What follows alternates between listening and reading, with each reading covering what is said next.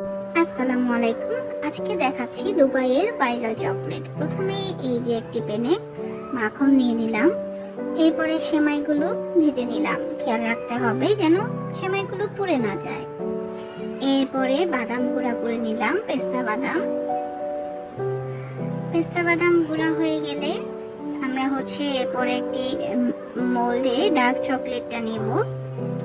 Dark চকলেটটা আমরা 1 থেকে 2 মিনিট একটু ফ্রোজেন করে নিয়ে এরপরে এই পিস্তাশিও যে ইয়াটা করেছি বাদামটা, সেগুলো দিয়ে দিব।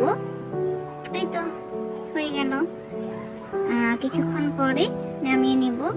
এই যে আমাদের সুন্দর দুবাই ভাইরাল পিস্তাশিও কুনাফা চকলেট রেডি হয়ে গেল। একটু কেটে দেখি এবার কি অবস্থা। ভিতরে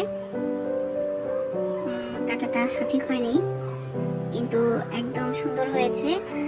আমার যে আমি অনেকক্ষণ ধরে জিনিসটাকে সেমাইগুলোকে রেখে দিয়েছিলাম, এই জন্য মচমচ একটু কম হয়েছে।